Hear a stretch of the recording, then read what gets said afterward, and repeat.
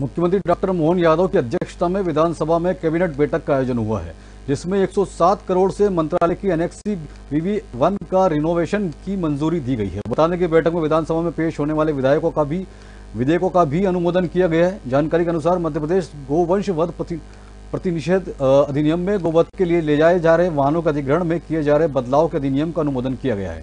साथ ही film article 370 को प्रदेश में टैक्स फ्री किए जाने, मध्य प्रदेश माल और सेवा कर अधिनियम में GST के समतुल्य राशि की प्रतिपूर्ति सरकार द्वारा किए जाने को मंजूरी दी गई है।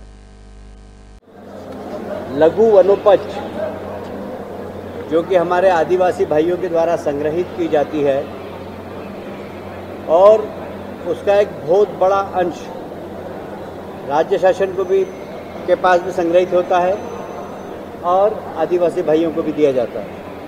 पर जो राज्य शासन के आने वाले अंश में अब ये निर्णय लिया गया कि इस अंश के माध्यम से जो भी राशि आएगी, इससे हमारे आदिवासी भाइयों के क्षेत्र में ही विकास होगा। यह पैसा अन्यत्र नहीं लगाया जाएगा। कैबिनेट में इस विषय में भी निर्णय लिया गया। वैसे ही हमारे माननीय महामहिम गवर्नर साहब ने एक सुझाव दिया था कि विश्वविद्यालय के कुलपतियों को कुल गुरु बोलना चाहिए। तो मध्य प्रदेश निजी विश्वविद्यालय स्थापना और संचालन संशोधन विधेयक आज कैबिनेट में प्रस्तुत हुआ, जिसमें कुलपति को अब कुल गुरु के नाम से संबोधित किया जाएगा। एक और महत्वपूर्ण विषय पर आज कैबिनेट में निर्णय हुआ। हम आए दिन देखते हैं कि नलकूप खनन होता है, खुले छोड़ दिए जाते हैं और उसमें बच्चे चले जाते हैं। इसके लिए अभी तक जवाबदारी फिक्स नहीं थी। अभी आज कैबिनेट ने एक निर्णय लिया है कि इसमें रिस्पॉन्सिबिलिटी फिक्स की जाएगी। ड्रिलिंग करने वाले की जो ड्रिलिंग करता है उसे ड्रिलिंग करने के बाद उसको बंद करना होगा। साथ ही जिसकी ज़मीन होगी, जिसने बोरिंग कराया, यदि उसने भी उस बोर को बंद नहीं किया तो उसके खिलाफ भी कार्रवाई होगी। और यदि दोनों बंद नहीं करते हैं तो राज्य शासन बंद करेगी तो उसकी राशि दंड सहित उनसे वसूली जाएगी। ये एक बहुत महत्वपूर्ण निर्णय है, क्योंकि बच्चे खेलते खेलते हमेशा नलकूप में चले जाते हैं। देश में ऐसा किसी भी राज्य में कोई प्रावधान नहीं था। डॉक्टर मोहन जी यादव के नेतृत्व में आज मध्य प्रदेश पहला राज्य है जिसमें इस संबंध में निर्णय लिया गया कि इसमें रिस्पॉन्सिबिलिटी फिक्स की गई। अभी तक गोवंश के परिवहन के अंदर ये प्रावधान था कि गोवंश तो जब्त कर लिया जाता था, किंतु गाड़ियां जिसमें गोवंश परिवहन होता वो राजसात नहीं होती थी, क्योंकि नियम में कलेक्टर कोई अधिकार नहीं था। आज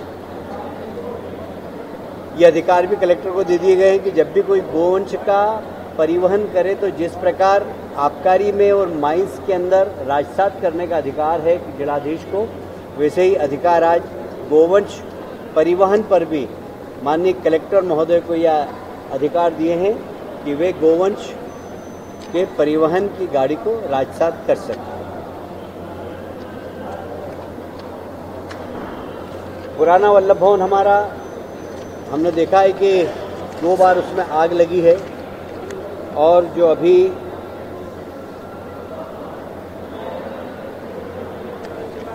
नेशनल बिल्डिंग कोड के अनुसार, क्योंकि पुरानी बिल्डिंग बनी हुई है वो, और इसलिए नेशनल बिल्डिंग कोड के अनुसार उसमें कुछ नाम्स होते हैं सुरक्षा के।